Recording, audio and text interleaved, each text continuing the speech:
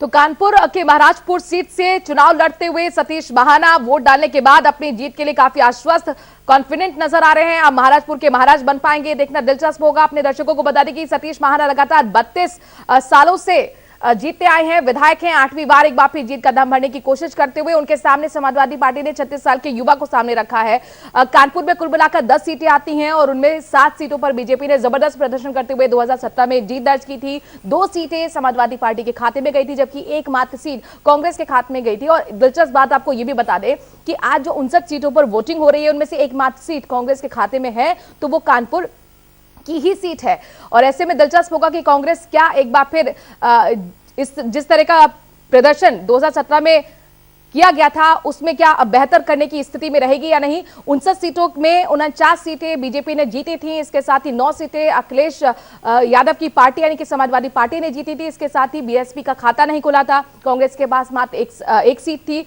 ये जो तीसरे चरण का चुनाव है काफी महत्वपूर्ण इसीलिए भी है चूंकि यादव लैंड में कहा जा रहा है। यादव लैंड इसलिए कहा जा रहा है चूंकि कुल मिलाकर 30 ऐसी सीटें हैं जहां पर यादव बाहुल्य क्षेत्र है। करहल पर सभी की निगाह है चूंकि अखिलेश यादव खुद यहां पर ताल ठोकते हुए नजर आ रहे हैं। उनके सामने बीजेपी ने चक्रव्यूह रचते हुए एसपी सिंह बघेल को, जो कि केंद्र में मंत्री भी हैं और कभी मुलायम सिंह यादव के सुरक्षा अधिकारी भी रहे थे, उन्हें सामने किया है। एसपी सिंह बघेल लगातार चुनाव प्रचार करते हुए काफी कॉन्फिडेंट नजर आ रहे थे। उनको सुना आपने, हमारे संवाददाता ने बात की, उनका कहना है कि चमत्कार होने जा रहा है और जिस तरीके से हमने यहां पर प्रचार किया है इसमें काफी हद तक जनता हमारे साथ नजर आई है। बहरहाल किसके दावों में दम है ये तो 10 मार्च के नतीजे तय करेंगे, लेकिन कुल मिलाकर सुबह से लगातार वोटिंग है और कहां पर देखिए बड़े चेहरे जिनकी साख दाव पर है उनके सामने किसका मुकाबला है ये भी अपने दर्शकों को हम स्क्रीन पर दिखाते हुए नजर आ रहे हैं। कानपुर देहात में 6.18% वोटिंग हो चुकी है। सतीश महाना उद्योग मंत्री, उनके सामने आपको बता दें कि फतेह बहादुर का मुकाबला और तीसरे चरण की वोटिंग सुबह से लगातार जारी है।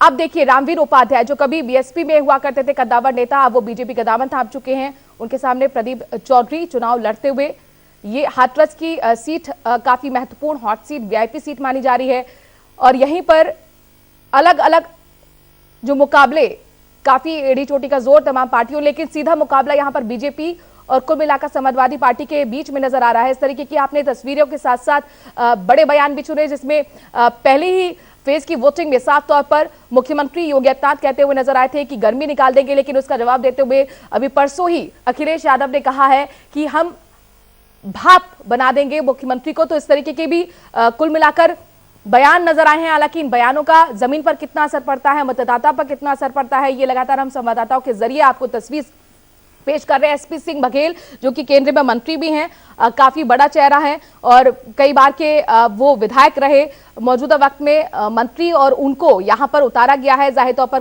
काफी बड़ी चुनौती, बड़ा मुकाबला। करहल सीट पर सभी की निगाह है। जसवंत नगर से शिवपाल सिंह यादव 6वीं बार यहां पर चुनावी मैदान में है, 5 बार के वो विधायक रहे हैं। चाचा भतीजा एक साथ आ चुके हैं और इसीलिए यहां पर अखिलेश यादव कह रहे हैं कि इस बार जीतने से उन्हें कोई नहीं रोकने वाला। रामवीर उपाध्याय ये भी बड़ा चेहरा है, कभी बीएसपी के साथ हुआ करते थे लेकिन अब बीजेपी के टिकट पर वो चुनाव लड़ रहे हैं सादाबाद से। इसके साथ ही अपने दर्शकों को बता दें कि महाराजपुर से सतीश महाना है, तो क्या महाराजपुर के महाराज सतीश महाना बन पाएंगे, ये बहुत महत्वपूर्ण होगा देखना। सतीश महाना जो कि उद्योग मंत्री भी हैं और उद्योग की नगरी कानपुर कही जाती है।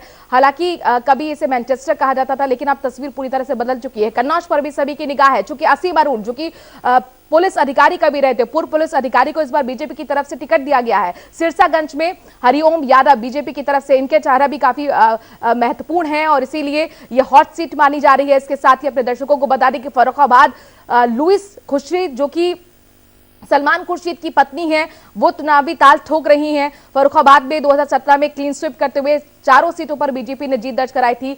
किदवई नगर में अजय कपूर कांग्रेस की तरफ से चुनावी ताल ठोक रहे हैं। तो ये कुछ बड़े चेहरे हैं जिनकी जो साख है वो दाव पर लगी हुई है। इसके साथ साथ सीसामऊ की अगर हम बात करें तो हाजी इरफान सोलंकी समाजवादी पार्टी की तरफ से चुनावी मैदान में है। तो कुल मिलाकर ये बड़े चेहरे हैं जिस पर सभी की निगाह टिकी हुई है। थर्ड फेज का चुनाव है, 16 जिलों की 59 सीटों पर सुबह से लगातार वोटिंग हो रही है और किसने कितनी सीटें जीत दर्ज की थी 403 में से, ये भी हम ग्राफिक के जरिए आपको दिखाने की कोशिश कर रहे हैं। लेकिन इस बार मुकाबला बेहद कड़ा है। पूरा जो दो अगर पार्टियों के बीच का मुकाबला किया जाए तो यहां पर सीधा जो मुकाबला है वो बीजेपी और समाजवादी पार्टी के बीच में नजर आ रहा है। वोट प्रतिशत भी आप यहां पर इस ग्राफिक के जरिए देख पा रहे हैं। भगवा जिसकी लहर 2017 में चली थी, लेकिन इन सब के बीच में इस बार वही प्रदर्शन दोहराने की कोशिश बीजेपी की तरफ से तमाम जो हैवीवेट चेहरे हैं, स्टार प्रचारक हैं, एड़ी चोटी का जोर लगाते हुए नजर आए हैं। लेकिन यहां पर अखिलेश यादव छोटी छोटी पार्टियों के साथ गठबंधन कर यहां पर बड़ा कुछ करने की फिराक में, बड़ा करने की कोशिश में, हालांकि 10 मार्च के नतीजे तय करेंगे कि किसको कितनी सीटें मिलती है, लेकिन थर्ड फेज से कम ये तस्वीर जरूर साफ हो जाएगी कि सत्ता किस तरफ जाती हुई नजर आ रही है। इसीलिए थर्ड फेज का चुनाव ना सिर्फ यहां पर अखिलेश यादव के लिए महत्वपूर्ण है, चूंकि बीजेपी के लिए भी महत्वपूर्ण है। बीजेपी ने बेहतरीन प्रदर्शन करते हुए 3 दशक में ऐसा पहली बार हुआ था कि यहां पर 59 सीट में से 49 सीटें बीजेपी ने जीत दर्ज कराई थी। और आलोक गुप्ता हमारे संवाददाता जुड़ गए हैं, ब्यूरो चीफ भी हैं, और उनसे हम यहाँ के समीकरण समझने की कोशिश करते हैं। आलोक, जाहिर तौर पर ये जो चुनाव है थर्ड फेज का, ये अखिलेश यादव के लिए बहुत महत्वपूर्ण है क्योंकि यादव लैंड में है। तो कुल मिलाकर किस तरह का समीकरण आपको नजर आया सुबह से लेकर अब तक, किस तरह के माहौल, किस तरह की तस्वीर, जरा बताएं।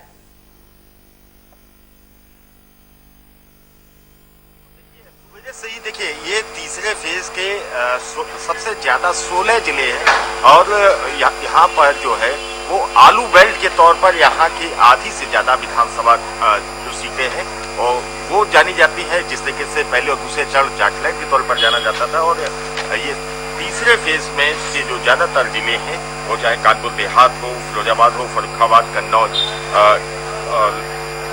उसके अलावा औरैया, मैनपुरी, ये आलू बेल्ट के तौर पर जानी जाती है, आलू किसान के तौर पर जानी जाती है। लेकिन लोगों में जबरदस्त उत्साह देखने को मिला है आज तीसरे चरण के लिए, क्योंकि काफी महत्वपूर्ण ये जिले आते हैं और खासतौर से यहाँ पर ये देखा जाए तो यादव बाहुल्य इलाका है, यादव लैंड आप इसे कह सकते हैं, और कहीं ना कहीं प्रभाव यहाँ पर यादव समाज का रहता है, ओबीसी का रहता है, और उस लिहाज से काफी महत्वपूर्ण हो जाता है। और सबसे महत्वपूर्ण सीट है करहल, जिस पर पूरे देश की निगाहें हैं, और सबसे कम प्रत्याशी भी देखा जाए विधानसभा चुनाव के सभी 7 चरणों में तो सबसे कम केवल 3 उम्मीदवार चुनाव मैदान में है। मैनपुरी की करहल सीट से जहाँ से अखिलेश यादव चुनाव मैदान में है, और केंद्रीय मंत्री एसपी सिंह बघेल है, और बसपा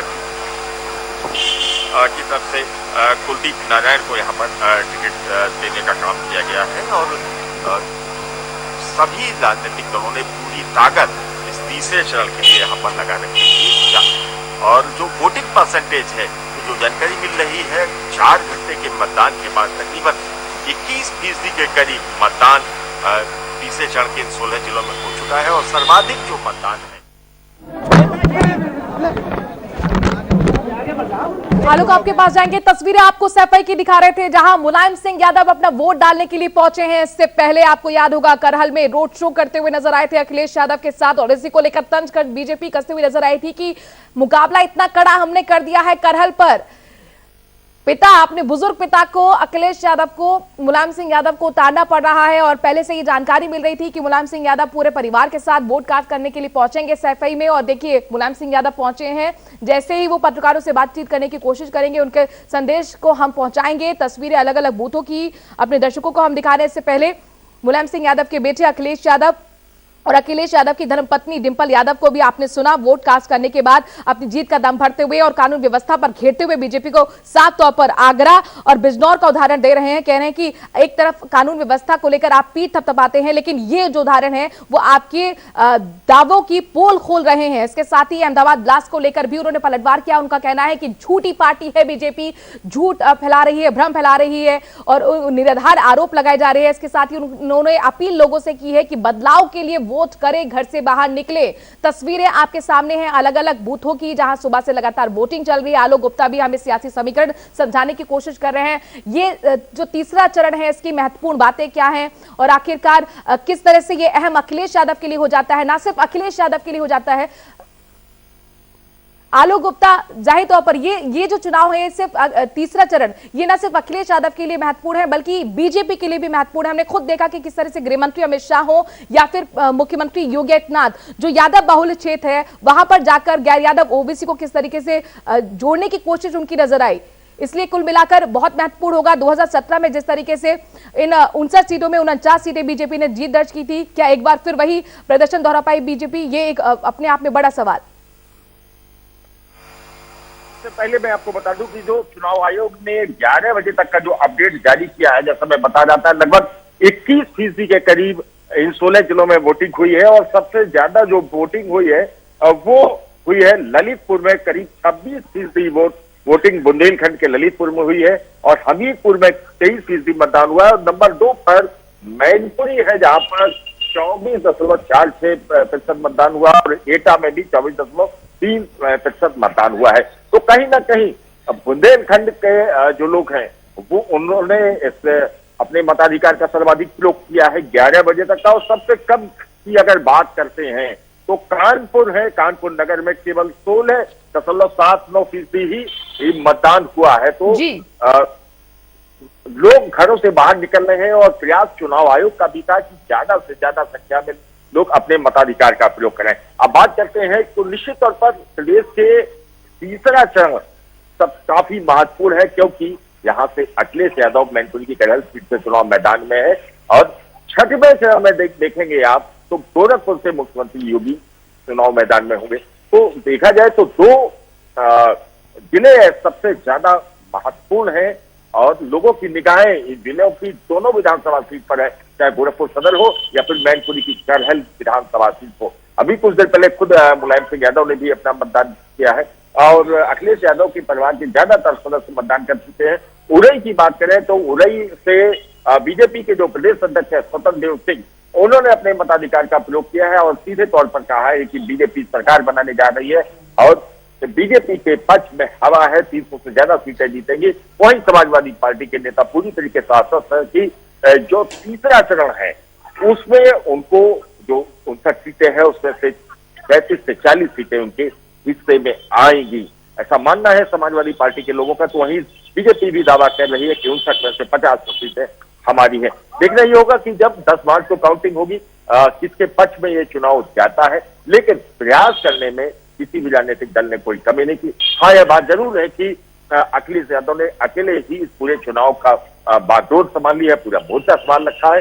परिवार के ज्यादातर सदस्य इस बार चुनाव प्रचार से दूर रहे हैं। वहीं बीजेपी की पूरी टीम, चाहे वो केंद्रीय नेतृत्व हो, चाहे प्रदेश के नेतृत्व हो, चाहे प्रदेश के सरकार के मंत्री हो, संगठन के लोग हो और अन्य राज्यों के भी मुख्यमंत्रियों के दौरे उत्तर प्रदेश में शुरू हो गए हैं। आज मध्य प्रदेश के बिल्कुल सबके अपने अपने दावे, लेकिन कुल मिलाकर तस्वीर अलग अलग बूथों की अपने दर्शकों को हम पहुंचा रहे हैं। आलोक आपके पास आएंगे, अपने दर्शकों को बता दें कि यूपी के साथ साथ पंजाब में भी आज ही वोटिंग हो रही है। 117 सीटों पर सुबह से लगातार वोटिंग चल रही है। अब्बास हमारे संवाददाता पंजाब के वहां के सियासी समीकरण समझाने के लिए जुड़ गए हैं। उससे पहले हम हर्ष पांडे का रुख करेंगे कानपुर से, वो हमारे साथ जुड़ गए। चूंकि हर्ष 16% ही मतदान हुआ है, सबसे कम मतदान कानपुर में ही हुआ है, इसके पीछे की क्या वजह आपको समझ में आ रही है? क्या शहरी इलाका यही वजह?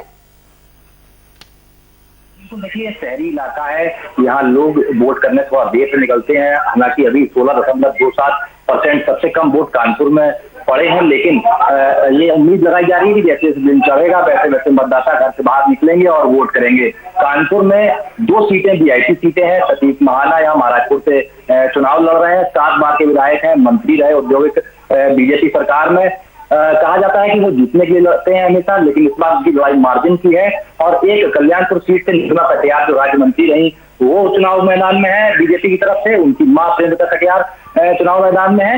हालांकि कानपुर में वोटिंग परसेंटेज जरूर कम है, लेकिन जगह जगह बूथों पर भीड़ अभी देखी जा रही है और जो लोग हैं वो भी सड़कों पर उतर रहे हैं, दिख रहे हैं, तो वोट करने जा रहे हैं। जी हर्ष आपके पास आएंगे। अब्बास भी हमारे साथ पंजाब से जुड़े हुए हैं। अब्बास, आपसे ये समझना चाहेंगे, क्योंकि पंजाब के लिए कहा जाता है कि स्पष्ट बहुमत हमेशा किसी एक पार्टी को मिलता आया है, लेकिन इस बार की जो तस्वीर है वो पूरी तरह से बदली हुई है। यूं कहें कि सियासी हवा अपने आप में उलझी हुई है, बहुकोणीय मुकाबला। अगर 2 पार्टी के बीच में मुकाबला आपसे समझने की कोशिश करें तो कौन सी वो 2 पार्टी का नाम आप लेना चाहेंगे और इस वक्त का माहौल क्या है, जरा ये भी बताएं।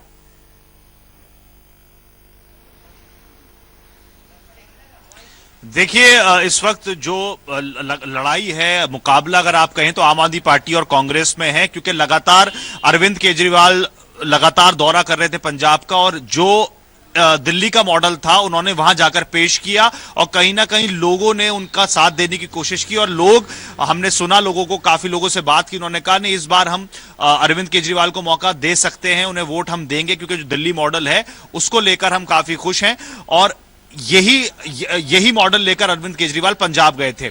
लेकिन अभी तक कांग्रेस पार्टी का पल्ला भारी है, क्योंकि वहां पर जो चरणजीत सिंह चन्नी सीएम है, उनका चेहरा लोगों को बहुत पसंद आया। एक दलित सीएम है और काफी अच्छी तरीके से वो पंजाब को हैंडल कर रहे हैं, लोगों से मिल रहे हैं। लेकिन कांटे की टक्कर माननी पड़ेगी, क्योंकि भगवंत मान को जब सीएम कैंडिडेट बनाया तो काफी लोगों से हमारी बात हुई थी वहां पर। देखिए, सिंगू बॉर्डर पे जब आंदोलन चल रहा था, वहां पर भी काफी लोगों से हमारी बात हुई। उन्होंने कहा था अगर आम आदमी पार्टी भगवंत मान को अपना चेहरा बनाती है, सीएम कैंडिडेट बनाती है, तो हम आम आदमी पार्टी को वोट देंगे। तो कांटे की टक्कर है आम आदमी पार्टी और कांग्रेस पार्टी में, क्योंकि जो मुद्दे अरविंद केजरीवाल लेके चले हैं, शिक्षा को लेकर, अस्पताल को लेकर, नशा मुक्त पंजाब बनाने का जो वो एक संकल्प लेके चले हैं, उसको कहीं ना कहीं लोग उसको पसंद कर रहे हैं, लोग चाह रहे हैं। क्योंकि देखिए, अरविंद केजरीवाल का काम अभी दिल्ली में बोल रहा है, दिल्ली के लोग अरविंद केजरीवाल को पसंद करते हैं, सरकार उनकी है।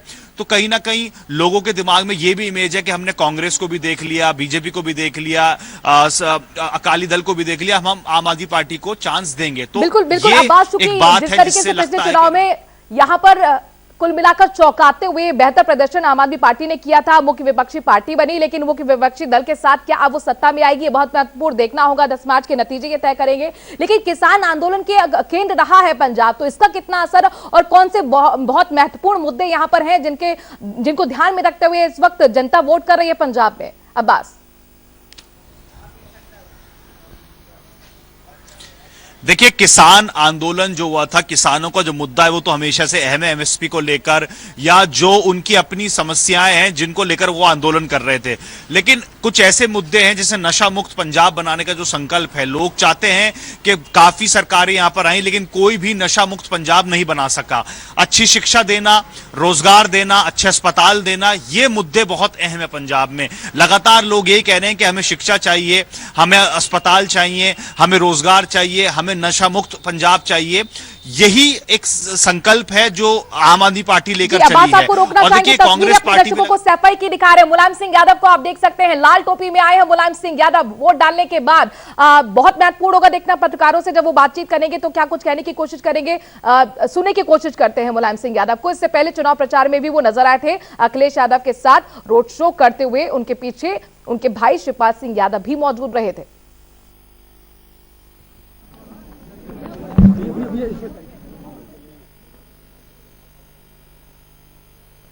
जबरदस्त जमावड़ा यहां पर मीडिया का।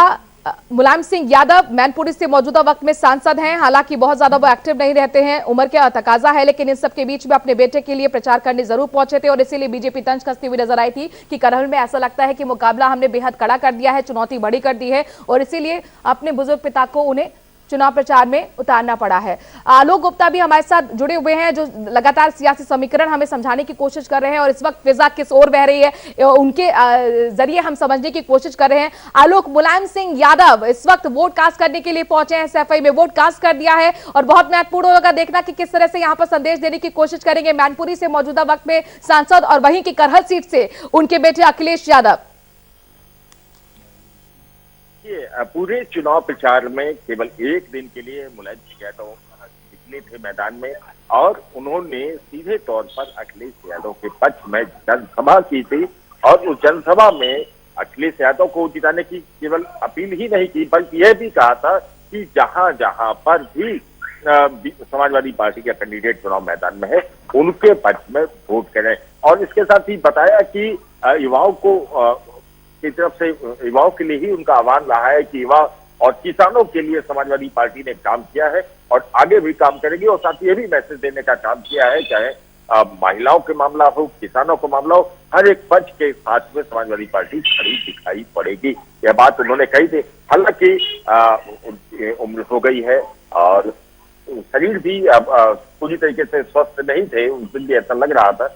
आज उन्होंने फिर मतदान किया है और मतदान के बाद लोगों से वही बात वो कह रहे हैं कि समाजवादी पार्टी के पक्ष में मतदान करें, समाजवादी पार्टी की सरकार बनावे और युवा और किसानों का आह्वान वो जरूर करते हैं और आज भी उन्होंने इन्हीं शब्दों का प्रयोग वो करते हुए दिख रहे हैं और उम्मीद की जा रही है कि जी आज क्या चुनाव में जो मतदाता है, जो वोटर है, वो बड़ी संख्या में अपने मताधिकार का प्रयोग करेगा क्योंकि नेता अपनी बात करते हैं, उम्मीदवार अपनी बात करते हैं, लेकिन जनता है वो सब समझती है उसको किसके पक्ष में वोट करना है, किसको विधानसभा पहुंचाना है, किसको सत्ता की चाबी। बिल्कुल, और आज का दिन बेहद खास न सिर्फ नेताओं के लिए हो जाता है बल्कि मतदाताओं के लिए भी हो जाता है, क्योंकि मतदाता अपने एक मत के इस्तेमाल के जरिए अब अपनी मनपसंद सरकार चुन सकते हैं, अपना नेता चुन सकते हैं, वो नेता जो उनके लिए ही फैसले लेते हैं। हर्ष का हम रुख करते हैं, चूंकि यहाँ पर मुद्दों की बात हर्ष हो रही है। कानपुर की अगर हम बात करें, औद्योगिक नगरी है और अभी हाल ही में हमने जिस तरीके का मेगा शो वहां पर किया था, जबरदस्त जनता के बीच में मुद्दों की खासतौर पर जानकारी थी। कानपुर की जनता बेहद कह सकते हैं ये एक जागरूक जनता खासतौर पर राजनीति के लिहाज से मानी जाती है और रही भी है। लेकिन ये जो 10 सीटों का समीकरण 2017 में बीजेपी के खाते में जिस तरीके से बड़ी जीत रही थी, इस बार का वहां पर क्या सियासी माहौल दिख रहा है, क्या समीकरण है और बड़े मुद्दे भी जरा हमें बताइए वहां के। जी बिल्कुल, देखिए कानपुर औद्योगिक नगरी रही है तो उद्योग से जुड़े हुए मुद्दे जो है वो बड़ा मुद्दा है यहाँ का, और यहाँ पर व्यापारी वर्ग है तो व्यापारी वर्ग के कुछ मुद्दे हैं। एक अपराध बड़ा मुद्दा था यहाँ पर, इसके अलावा जो लोकल लेवल के मुद्दे हैं वो सड़क पर जलभराव है, सीवर लाइन की समस्या है, जाम की समस्या है, ये तमाम वो मुद्दे हैं जो कानपुर की जनता इस वक्त देख रही है।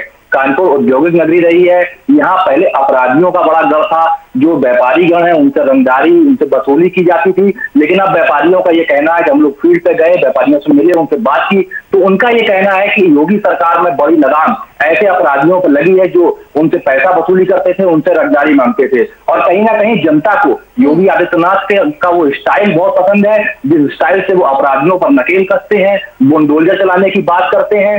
योगी आदित्यनाथ कानपुर अपने दौरे में आए थे और उन्होंने यहाँ बोला भी था कि मेरे एक हाथ में बुलडोजर का स्टीयरिंग है और चुनाव के बाद, अभी चुनाव चल रहा है तो सर्विसिंग पे भेज रहे हैं, चुनाव के बाद हम सत्ता में दोबारा आएंगे और बुलडोजर भी सर्विस होकर वापस आ जाएंगे। लेकिन कानपुर में बीजेपी ने 2017 में बड़ी बढ़त हासिल की थी, सपा ने भी यहाँ से 2 सीटें जीती थी और इस बार भी जो मुख्य मुकाबला है वो भाजपा और सपा के बीच में। हालांकि प्रियंका गांधी ने कानपुर में रोड शो किया था और बहुत भारी भीड़ उनके रोड शो में आई थी। अरविंद केजरीवाल की पार्टी आम आदमी पार्टी के भी प्रत्याशी मैदान में है, लेकिन सीधा मुकाबला जो देखने में मिल रहा है वो भाजपा और सपा के बीच मिल रहा है। जी बहुत बहुत शुक्रिया हर्ष, बने रहिए हमारे साथ। कुल मिलाकर पॉजिटिव प्रेस्पेक्ट में अगर हम बात करें तो कानून व्यवस्था को जनता ले रही है, जिस तरीके से हर्ष हमारे संवाददाता बता रहे हैं। चूंकि व्यापारी वर्ग खासतौर पर अपने आप को असुरक्षित महसूस करता था, लेकिन उनका यह कहना है कि जिस तरीके से बुलडोजर हाथ में योगी सरकार ने लिया है उससे काफी हम राहत महसूस कर रहे हैं, रंगदारी अब हमें नहीं देनी पड़ रही है। बहरहाल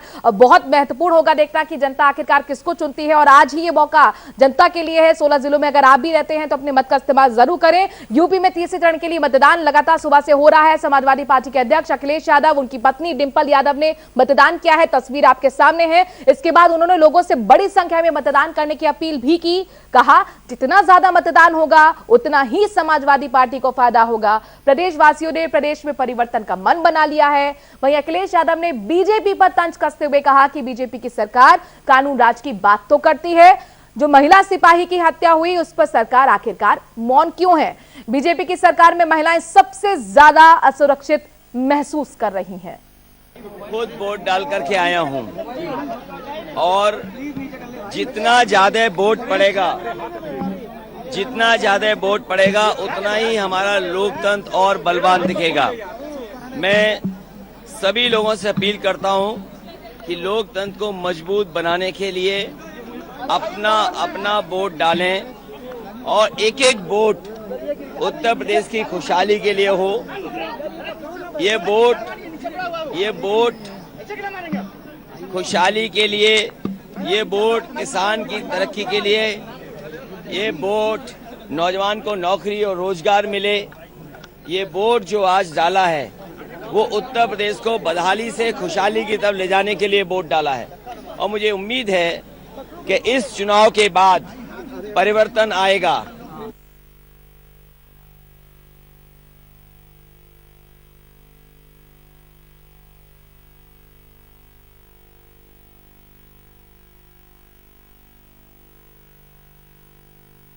सबसे ज्यादा असुरक्षित महिलाएं और बेटियां कहीं हैं तो उत्तर प्रदेश में, जहां राजधानी, क्या मुख्यमंत्री जो कानून व्यवस्था की बात करते हैं, क्या ये बताएंगे कि पुलिस की कांस्टेबल बिजनौर की रहने वाली कुछ दिनों से लापता थी, अब पीजीआई के नाले में उसकी लाश मिली है। क्या मुख्यमंत्री जी इस बात को बताएंगे कि पुलिस की कांस्टेबल महिला की मौत हुई, उसको किस तरीके से मारा गया, कितने दिन लापता रही, क्या ये बताएगी? और साथ ही साथ में मैंने प्रधानमंत्री जी का भाषण सुना था। ये कह रहे थे कि अगर बंगला बड़ा होगा, घर गाड़ी होगी, कोई अपहरण कर लेगा। आप बताइए, अपहरण हुआ आगरा से एक व्यापारी के बेटे का, 2 दिन वो फिरौती नहीं दे पाया, 25 लाख की मांग थी। क्या उनके बेटे की हत्या हो गई कि नहीं हत्या हो गई? मैं ये 2 उदाहरण देता हूँ। क्या मुख्यमंत्री जी सो रहे थे जब हेड कांस्टेबल या कांस्टेबल लड़की को लापता होकर के लाश मिली है पीजीआई नाले में? क्या मुख्यमंत्री जी इस बात के लिए बताएंगे कि दोषी कौन है? क्या मुख्यमंत्री जी सजा दे पाएंगे जिसकी वजह से जान गई है? तो अखिलेश यादव कानून व्यवस्था के मुद्दे पर बीजेपी सरकार को घेरते हुए कह रहे हैं कि आगरा और बिजनौर में जिस तरह की हत्या हुई, अपहरण हुई, आखिरकार अब मुख्यमंत्री मौन क्यों हैं? अपने आप को बुलडोजर सरकार कहते आए हैं मुख्यमंत्री आलोक। और कानून व्यवस्था को लेकर जिस तरीके से हमने जनता के बीच में भी बातचीत की तो उनका साफ तौर पर कहना था कि बेहतर हुई, एक पॉजिटिव पर्सपेक्टिव के तौर पर जनता इसे देखती आई है। लेकिन कानून व्यवस्था के मुद्दे पर ही अखिलेश यादव घेरते हुए आपको क्या लगता है कौन सा सबसे बड़ा मुद्दा थर्ड फेज में निकलकर सामने आया है? आलोक। बिल्कुल, देखिए थर्ड फेज की अगर बात करते हैं तो अखिलेश यादव लगातार कानून व्यवस्था का मुद्दा लेकर ही सरकार पर और बीजेपी पर हमलावर होते रहे हैं। नौकरियों के बहाने भी वो हमलावर होते रहे हैं और महिलाओं को लेकर भी उन्होंने हमला किया है। लेकिन बीजेपी इस पूरे मामले को लेकर पलटवार कर देती है, सीधे तौर पर आतंकवादियों से समाजवादी पार्टी के रिश्ते जोड़ देती है। चाहे वो रामपुर में बीएसएफ कैंप पर आतंकी हमले का मामला हो, अयोध्या में आतंकी हमले का मामला हो, काशी में हनुमान मंदिर पर आतंकी हमले के जो आरोपी है उनको छोड़ने का मामला हो, और हाल में अहमदाबाद में जिस तरीके से एक आतंकी घटना में तमाम लोगों को फांसी की सजा सुनाई है, कई को उम्र कैद की दी है, उसके भी संबंध आजमगढ़ से जोड़कर यह साबित करने का प्रयास किया है कि समाजवादी पार्टी जो आतंकी है जिनको सजा सुनाई गई है उनके परिजनों उनके जो परिजन है वो सपा के संपर्क में समाजवादी पार्टी के लिए वोट मांग रहे हैं। लिहाजा कानून व्यवस्था के मुद्दे पर निश्चित तौर पर वार और पलटवार हो रहा है। हालांकि एक पिछले दिनों अखिलेश यादव ने एक बात जरूर कही थी एक सार्वजनिक मंच पर कि जो लोग अपराधी हैं या अपराधी किस्म के वारदातों में शामिल रहे हैं, ऐसे लोगों को समाजवादी पार्टी का तो वोट नहीं चाहिए, ऐसे लोगों का वोट नहीं चाहिए। जो अपराधी हैं, अपराध की दुनिया में जिनके पांव हैं, ऐसे लोगों के वोट, कि अपराधियों के वोट समाजवादी पार्टी को नहीं चाहिए। ये बात वो कह चुके हैं। बावजूद इसके कहीं ना कहीं जो पिछले 5 साल का जो कार्यकाल रहा है अखिलेश यादव का, और उसी से ही तमाम सारे फैक्ट निकालकर बीजेपी सीधे तौर पर हमलावर रही अखिलेश यादव के, और अब अखिलेश यादव कानून व्यवस्था के मुद्दे पर बिल्कुल बिल्कुल आलोक, यहाँ पर साफ तौर पर बीजेपी यही डर दिखा रही है लोगों के बीच और इसी आधार पर वोट मांग रही है कि अगर समाजवादी पार्टी दोबारा सत्ता में आती है तो आतंकियों का राज होगा। अहमदाबाद ब्लास्ट में जिस तरीके से तार आजमगढ़ से जुड़े और जिस तरह की तस्वीर यहां पर पेश करने की कोशिश बीजेपी की तरफ से, उनका साफ तौर पर कहना है कि आतंकियों का साथ हमेशा समाजवादी पार्टी के साथ रहा है। अपर्णा यादव को आप देख सकते हैं यहां पर पहुंचती हुई वोट डालने के लिए। अपर्णा यादव चूंकि अब बीजेपी में शामिल हो चुकी हैं, वो बीजेपी जो हमेशा से समाजवादी पार्टी पर परिवारवाद का आरोप लगाती रही है और इसीलिए बहुत महत्वपूर्ण हो जाता है कि अपर्णा यादव अगर उनके साथ अब आ चुकी हैं तो परिवारवाद को लेकर फिर वो किस तरीके की परिभाषा देने की कोशिश करेंगे। अपर्णा यादव को आप तस्वीरों में देख पा रहे हैं प्रचार करती हुई, कई बार वो नजर भी आई थी। देखिए, आज हम लोग एक आदर्श बूथ में यहाँ किदवई नगर विधानसभा में आई हुई हूँ मैं, और लगातार सुबह से भ्रमणशील हैं। मैं चाहूँगी कि आप इसे भी कैप्चर करें। देखिए, इस तरह की जो सुविधा दी जा रही है, हमारी वृद्ध जनों को लाने ले जाने का जो काम हो रहा है, तो ये निर्वाचन आयोग का जो एक मैंडेट था कि हम एक सुगम इलेक्शन बनाए, इंक्लूसिव एंड पार्टिसिपेटिव इलेक्शन बनाए, उसकी तर्ज पे ही हम लोग काम कर रहे हैं। और हमारे जो दिव्यांग मतदाता या वृद्ध जन है या किसी अशक्त हैं, उनके लिए भी एक अच्छा माहौल दे सकें, सुगमता से उनको लाया जा सके, ये माहौल देने का प्रयास है। वोटिंग परसेंटेज भी अभी तक मैं लास्ट जो लेके आई हूँ इस पोलिंग बूथ का अच्छा रहा है, करीब।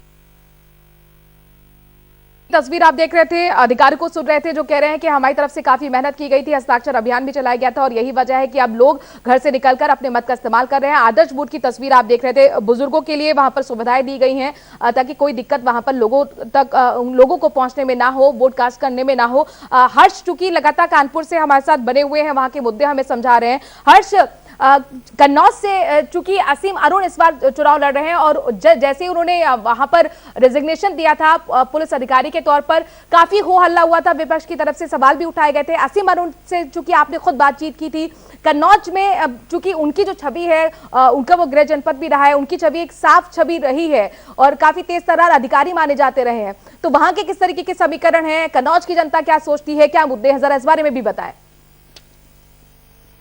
बिल्कुल मनु, मैं आपको बता दूं कि कन्नौज सदर सीट से इस बार बीजेपी ने असीम अरुण को टिकट दिया है। असीम अरुण सीनियर पूर्व आईपीएस है, एडीजी रहे, आईजी जोन रहे, एटीएस में रहे। उनके ही कार्यकाल में आतंकी सैफुल्ला को मार गिराया गया था। तो कन्नौज में उनकी छवि बहुत अच्छी है क्योंकि उनके पिता भी पूर्व आईपीएस हैं और 2 बार उत्तर प्रदेश के डीजीपी रहे हैं। तो लोग उन्हें कहीं ना कहीं उस क्षेत्र में पसंद कर रहे हैं। बीजेपी ने उन्हें सपा के किले में सेंध लगाने के लिए उतारा है। 2002 से लगातार वहां अनिल धोरे जो है वो सपा की सीट से विधायक बन रहे हैं। सपा का मजबूत किला कहा जाता है, लेकिन असीम अरुण इस बार पूरी तैयारी कर रहे हैं और पार्टी भी उनकी तैयारी में पूरा साथ दे रही है। प्रधानमंत्री हो, चाहे 2 बार योगी आदित्यनाथ का दौरा हो, चाहे तमाम बीजेपी के बड़े नेता हो, सब उनके प्रचार में कन्नौज गए थे। ब्राह्मण बहुल क्षेत्र है और जो पिछड़ी जाति है वो वहां निर्णायक स्थिति में रहती है और असीम अरुण खुद एक दलित समाज से आते हैं। तो कहीं ना कहीं जो वोटों का समीकरण है उसको देखकर, जो उनकी छवि है उसको देखकर ये लग रहा है कि इस बार कन्नौज में कहीं ना कहीं भाजपा के प्रत्याशी पूर्व सीनियर आईपीएस अफसर असीम अरुण सपा के किले में सेंध मार पाएंगे। जी, कन्नौज जाहिर तौर पर वीआईपी सीट है और यहाँ पर बड़ा दिलचस्प मुकाबला आलोक हो गया है। आपसे यहाँ से समझने की कोशिश करेंगे कि इस मुकाबले को आप कैसे देखते हैं कि कन्नौज से ही शीला दीक्षित पहली बार सांसद बनी थी, यही वो सीट है जहां से अखिलेश यादव भी पहली बार चुनकर संसद तक पहुंचे थे, यही वो सीट है जहां से डिंपल यादव भी चुनकर संसद तक पहुंची थी। तो जाहिर तौर पर असीम अरुण के जरिए बीजेपी ने यहाँ पर ताल ठोकने की कोशिश की है। किस तरीके का मुकाबला आपकी नजर में? आईपीएस रहे हैं और आखिरी समय में जो उनकी पोस्टिंग थी वो कानपुर में थी। कानपुर के पुलिस कमिश्नर होते थे और अचानक उन्होंने बीआरएफ लिया और सीधे तौर पर राजनीति में आए हैं। हालांकि उनसे कई बार ये पूछा गया कि राजनीति में आने से पहले चूंकि आप आईपीएस अफसर थे और वहां पर आईपीएस रहते हुए भी आप कानून व्यवस्था से लेकर प्रदेश के और जिलों की जनता की सेवा कर रहे थे और राजनीति में क्यों आ पाए, तो उनका साफ कहना था कि राजनीति में काम करने के अवसर पुलिस की नौकरी से कहीं ज्यादा बेहतर रहते हैं, लिहाजा उन्होंने अपना वीआरएस दिया और उसके बाद चुनाव मैदान में आ गए। बीजेपी ने उनको टिकट दे दिया। असीम अरुण की बात करते हैं तो कन्नौज सुरक्षित सीट से चुनाव मैदान में है। इनके खिलाफ समाजवादी पार्टी के अनिल धोरे हैं तो बीएसपी के समरजीत सिंह धोरे और कांग्रेस की विनीता देवी चुनाव मैदान में है। और कन्नौज की खास बात यह रही है कि इत्र के लिए पूरे देश में, पूरे विश्व में इसकी पहचान रही और हालांकि पिछले दिनों रुपए मिलने के मामले में भी कन्नौज का इत्र, कन्नौज की खुशी को लेकर विपक्षी दलों ने एक हमले किए थे और सत्ता पक्ष ने भी सीधे तौर पर इसे विपक्ष का ही बताया था कि जो रुपया बरामद हुआ है वो इत्र व्यापारी के यहाँ वो उनका था। डिंपल यादव यहाँ से सांसद रह चुकी हैं और यहीं से उन्होंने चुनाव भी हारा था। हालांकि अखिलेश यादव भी यहाँ से सांसद रह चुके हैं। तो कहीं ना कहीं ये यादवों का गढ़ रहा है और समाजवादी पार्टी का गढ़ रहा है, लेकिन जो हवा 2017 में थी, उसके बाद 2014 के चुनाव में थी, 2014 के लोकसभा चुनाव में थी, तो कहीं ना कहीं यहाँ पर बीजेपी ने अपना वर्चस्व स्थापित करने में सफलता हासिल की है। एक और सीट है कन्नौज की छिबरामऊ, यहाँ से पूर्व मंत्री अर्चना पांडे भी चुनाव मैदान में है और इनका मुकाबला सपा के अरविंद सिंह से है तो बीएसपी के महिदा वानो से है और कांग्रेस के विजय कुमार यहाँ से चुनाव मैदान में है। तो कन्नौज हो, मैनपुरी हो, ये और इटावा हो, ये जो यादव बाहुल रहा है, यादव लैंड जिसे कहा जाता रहा है, तो अपने वजूद को बचाने के लिए और अपनी उपस्थिति प्रदेश में की लोकसभा में जताने के लिए हर संभव प्रयास किया गया है। बिल्कुल, और इसीलिए यहाँ पर लगातार हम ये कह रहे हैं कि अखिलेश यादव के लिए अग्नि परीक्षा से कम नहीं है आज का दिन, क्योंकि यादव लैंड में आज वोटिंग हो रही है। तो क्या जो डैमेज हुआ था 2017 में उसे कंट्रोल कर पाएंगे अखिलेश यादव? बहरहाल जालौन को रुख करते हैं। अजय श्रीवास्तव हमारे संवाददाता जालौन से जुड़ गए हैं। अजय, चूंकि कम से कम 5 घंटे लगभग होने जा रहे हैं वोटिंग शुरू हुए, वहां का वोटिंग प्रतिशत क्या है, किन मुद्दों के साथ जनता वोट करने आ रही है, जरा बताएं। तौर पर 30 के मतदान को लेकर ये लोकतंत्र के महापर्व में लोगों में भारी उत्साह देखा जा रहा है और 11 बजे तक हम मतदान की बात करें तो 21% मतदान हो चुका है, जिससे लग रहा है लोग बढ़ चढ़कर हिस्सा इसमें लेंगे। और यहाँ के अगर जो मुद्दों की बात करें तो जनपद जालौन ये बुंदेलखंड का पिछड़ा क्षेत्र माना जाता है और यहाँ पर विकास को लेकर वोट किया गया। अभी तक जो भी सरकार बनी उनको विकास को लेकर वोट किया गया। खास तौर से यहाँ की जो मुख्य समस्या है वो युवाओं का शिक्षा, युवाओं के लिए रोजगार और यहाँ की स्वास्थ्य सेवाएं, इनको लेकर यहाँ पर हमेशा वोट होता रहा और इस बार भी इन्हीं मुद्दों को लेकर यहाँ के मतदाता वोट कर रहे हैं। अहमदाबाद का ब्लास्ट का मामला बहुत तेजी से गर्माता हुआ, जिस तरीके से बीजेपी इसे उछाल रही है, समाजवादी पार्टी को घेरी, क्या इस तरीके के मुद्दे भी वहां की जनता पर असर करते हैं अजय? जी निश्चित तौर पर ये जो मुद्दे जब उछाले जाते हैं तो कहीं ना कहीं असर इनका थोड़ा बहुत देखने को मिलता है। हालांकि यहाँ पर जनता में जो जागरूकता है और जो उत्साह देखा जा रहा है वो खासतौर से विकास को लेकर देखा जा रहा है और ये मुद्दा भी फैक्टर भी इसमें काम कर रहा है। ठीक है अजय, आपके पास आएंगे। करहल से संजीव हमारे संवाददाता जुड़ गए हैं। करहल, संजीव, जाहिर तौर पर वीआईपी सीट है, 59 सीटों पे आज वोटिंग हो रही है, सबकी निगाह करहल पर है, क्योंकि एक तरफ अखिलेश यादव है, दूसरी तरफ एसपी सिंह बघेल पर बीजेपी ने दाव खेला है। काफी टाइट नजर आए थे लेकिन एसपी सिंह कॉन्फिडेंट भी नजर आ रहे हैं। दूसरी तरफ हमने देखा कि इस तरह से मुलायम सिंह यादव खुद चुनाव प्रचार के लिए उतरे थे करहल में अखिलेश यादव के लिए। तो किस तरह का माहौल वहां पर और मुद्दे क्या है, या मुद्दा है या फिर जातीय हावी, क्या कहेंगे? बिल्कुल आपने सही कहा कि जो करहल विधानसभा की सीट है इस पर देश की नज़र है, क्योंकि यहाँ से जो है पूर्व मुख्यमंत्री अखिलेश यादव और इसके अलावा केंद्रीय राज्य मंत्री एसपी सिंह बघेल जो है इस सीट विधानसभा सीट से जो है चुनाव लड़ रहे हैं और यही कारण है कि देश के सभी लोगों की नज़र जो है इस सीट पर सबसे ज़्यादा है। और इसके अलावा कन्नौज की जिस तरह से अभी हम करहल विधानसभा सीट पर आप देख सकते हैं कि यहाँ पर लोग जो है वोट डालने का ये भी कहा जा सकता है जैसे जैसे सूरज परवान चढ़ता जा रहा है वैसे वैसे जो लोगों की भीड़ है वो घरों से बाहर निकल कर आ रही है, अपने मत का प्रयोग कर रहे हैं। लोग लगातार जो है घरों से बाहर निकलकर आ रहे हैं और अभी तक जो लोगों से बात हुई है उनका ये कहना था कि विकास का मुद्दा होगा, लेकिन सवाल ये भी उठता है कि जो विकास का मुद्दा है तो किसने विकास किया, किसको वो वोट दे रहे हैं विकास के मुद्दे पे? क्या 2007 में जिसने विकास किया या 2012 में जिसने विकास किया या 2017 में जिसने विकास किया उसको दे रहे हैं? क्योंकि अभी तक जो है अगर किसी भी आप मतदाता से पूछिए तो वो नहीं बता पा रहे हैं कि किसको है। हमारे साथ कुछ लोग हैं उनसे भी आइए। आप दादी आपने वोट डाला? हाँ डाला। आपने वोट दिया है तो क्या किस मुद्दे को ध्यान में रख के, क्या प्रत्याशी को ध्यान में रख के मतदान किया है अपना या फिर विकास, क्या मुद्दा रहा? हम वोट डाले आए। अच्छा वोट डालना है, आप भी हैं, आप बाहर रहिए।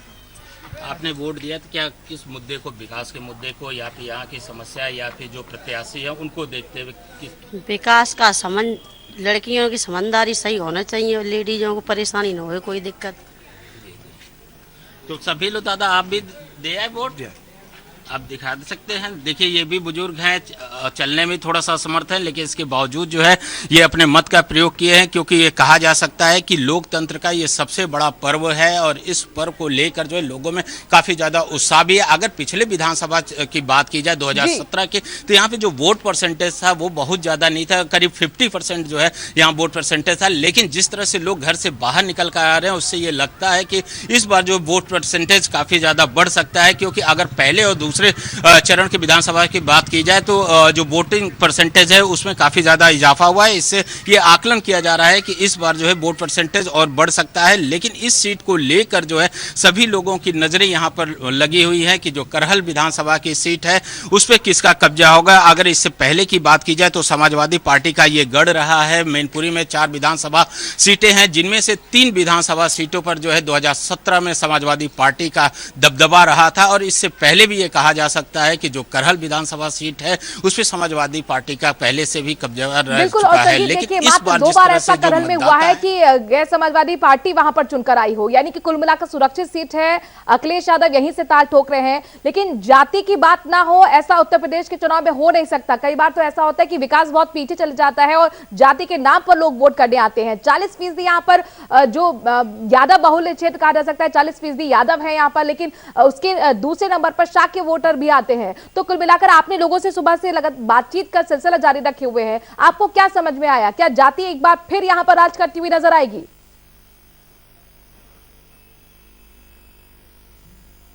संजीव रहता है क्योंकि रोल रहता है, क्योंकि कहीं ना कहीं ये जो राजनीतिक दल हैं वो राजनीतिक समीकरण को ही साधने की कोशिश करते हैं, और यही कारण है कि अगर आप कोई भी क्षेत्र देखा जाए तो वहाँ के जो जाति समीकरण होता है उसी के आधार पर जो है प्रत्याशियों का चयन किया जाता है। कुछ लोग हमारे साथ है। आपने दादा वोट दे दिया?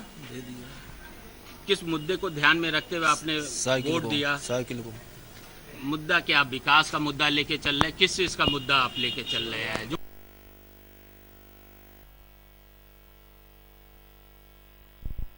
समस्या को निदान कर सके? अखिलेश को दो, हमने जो साइकिल को दे तो वोट हम। आप वोट दे दिए? अभी नहीं। अभी वोट नहीं। आप जो वोट देंगे किस मुद्दे पे ध्यान में रखते हम हुए? देंगे साइकिल में, अखिलेश के मुद्दे पे।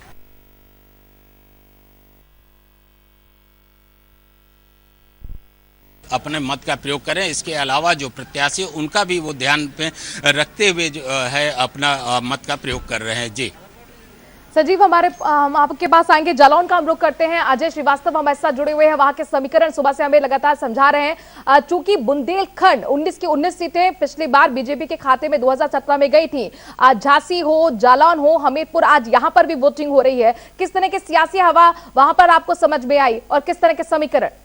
अजय जी, निश्चित तौर में बता दूं, 2017 के विधानसभा चुनाव में पूरे बुंदेलखंड की 19 सीटों पर बीजेपी ने कब्जा किया था, लेकिन इस बार मतदाताओं का रुख कुछ बदला हुआ नजर आ रहा है। और खास तौर से अगर बात करें जो लोकल प्रत्याशी थे या जो यहाँ से सिटिंग विधायक है, उन लोगों में उनके प्रति लोगों में कहीं ना कहीं हल्का सा आक्रोश भी है, विकास को लेकर, गाँव की सड़कों को लेकर, शिक्षा को लेकर।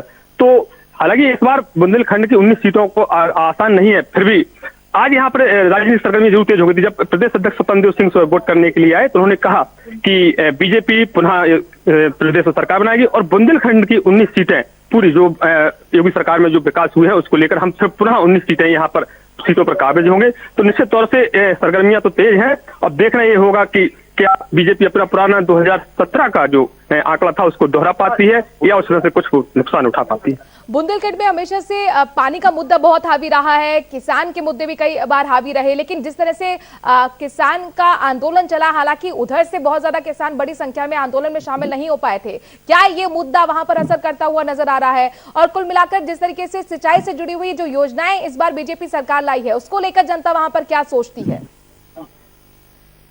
जी, निश्चित तौर पर बुंदेलखंड में पानी को लेकर काफी किल्लत रही है, लेकिन पिछली वर्तमान सरकार जो योगी सरकार थी इसके द्वारा बुंदेलखंड को एक स्पेशल पैकेज दिया गया, हर घर नल जो योजना दी गई, हर घर जल योजना, उसके तहत बुंदेलखंड में ये योजना दी जा रही तथा लोगों और एक महोबा में भी बड़ी बांध परियोजना शुरू की गई जिससे यहाँ पर सिंचाई के साधन भी सही तरीके से उपलब्ध होने लगे किसानों को। तो ये मुद्दा तो यहाँ पर जोर नहीं पकड़ सकता क्योंकि सरकार ने पानी की समस्या को लगभग दूर कर दिया। लेकिन हाँ, यहाँ पर एक समस्या और है किसानों के साथ, वो है अन्य जानवर। यहाँ पर जो गौशालाएं बनाई गई हैं उनका देख रेख में सही तरीके से क्रियान्वित नहीं की जा रही हैं, जिसके चलते किसानों को रात भर अपने खेतों पर जागना पड़ता है। इसको लेकर जरूर उनमें थोड़ा आक्रोश है, लेकिन कहीं ना कहीं देखा जाए तो विकास के मामले में वर्तमान सरकार ने यहाँ पर बुंदेलखंड के लिए कई पैकेज दिए हैं, कई घोषणाएं की हैं, जिसमें खास तौर से डिफेंस कॉरिडोर है, बुंदेलखंड एक्सप्रेस वे है, जिसका फायदा भी बीजेपी को मिलता नजर आ रहा है।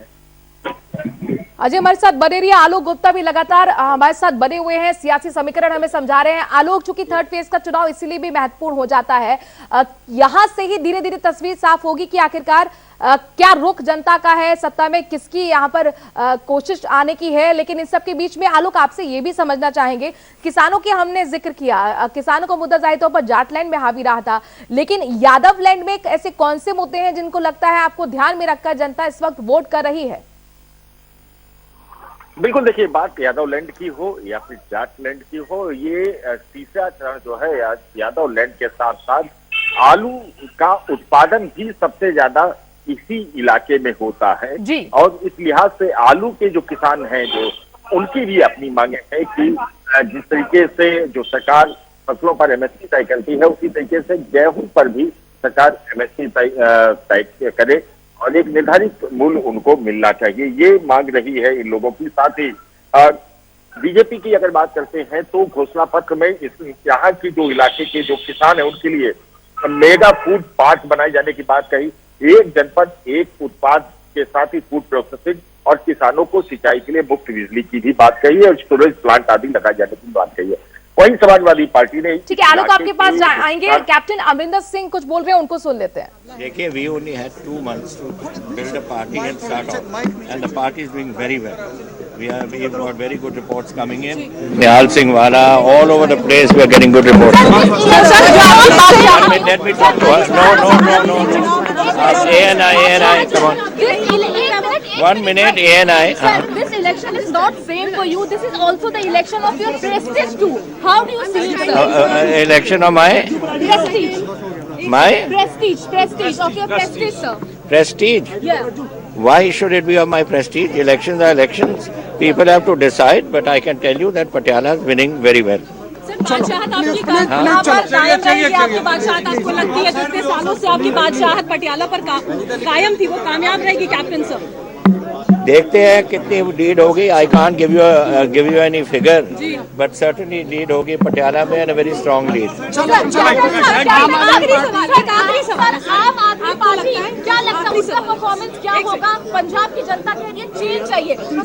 Nobody can predict. There are 5-6 parties in the field.